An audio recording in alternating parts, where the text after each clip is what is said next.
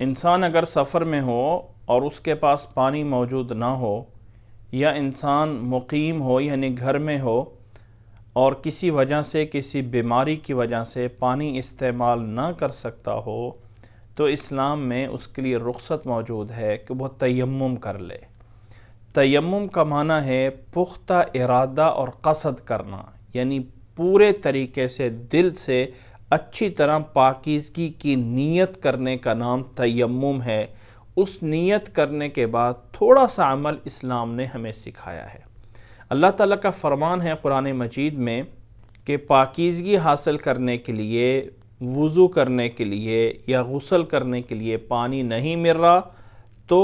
پاک مٹی کا قصد کرو، فتیمموا، قصد کرو، ارادہ کرو پاک مٹی کا۔ اور اس کا عملی طریقہ یہ ہے کہ دونوں ہاتھوں کو زمین پہ مارا جائے گا اور پھر ان ہاتھوں میں تھوڑا سا پھونک لیا جائے گا تاکہ زیادہ مٹی ہے تو وہ جھڑ جائے۔ پھر ان دونوں ہاتھوں سے چہرے کا اور دونوں ہتھیلیوں کا جو ہے وہ مسح کر لیا جائے گا۔ بس اتنا جو ہے وہ تیمم ہے۔ حضرت عمار ابن یاسر رضی اللہ تعالی عنہ کی روایت، جسے امام بخاری رحمہ اللہ نے 338 نمبر پہ بیان فرمایا ہے، اس کے اندر یہ الفاظ ہیں کہ رسول اللہ صلی اللہ علیہ وسلم نے انہیں تیمم کرتے ہوئے یہ طریقہ سکھایا تھا کہ انما کان یکفیک ہکذا فضرب النبی صلی اللہ علیہ وسلم بکفیہ الارض ونفخ فیہما ثم مسح بہما وجہہ وکفیہ،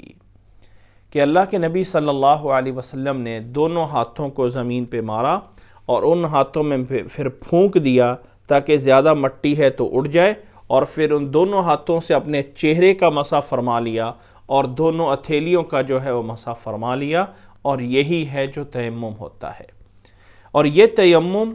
کا یہی طریقہ ہے وضو کے لیے ہو یا غسل کے لیے ہو، یعنی وضو کے لیے پانی نہیں مل رہا انسان کو، صرف وضو کرنا ہے تب بھی یہی تیمم کا طریقہ ہے۔ انسان کو غسل کی حاجت ہے اور پانی نہیں مل رہا یا کسی وجہ سے پانی پہ قدرت نہیں ہے تو پھر بھی تیمم کا سیم یہی طریقہ ہے۔ اللہ کے نبی صلی اللہ علیہ وسلم سے صحیح احادیث، بخاری کی احادیث کی روشنی میں تیمم کا صرف اتنا طریقہ ہے،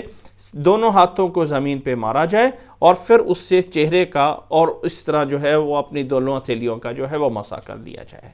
اور پھر جب انسان تیمم سے نماز پڑھ لیتا ہے تو وہ نماز اسی طرح ہی ہوتی ہے جیسے اس نے وضو سے نماز پڑھی ہوئی ہے۔ جو نمازیں انسان نے تیمم کی حالت میں پڑھ لی ہوں، بعد میں پانی ملنے کی وجہ سے ان نمازوں کو دوبارہ دہرانے کی کوئی ضرورت نہیں ہوتی ہے، وہ نمازیں جو ہیں وہ ہو جاتی ہیں۔ اللہ تعالی ہمیں سمجھنے کی اور عمل کرنے کی توفیق عطا فرمائے۔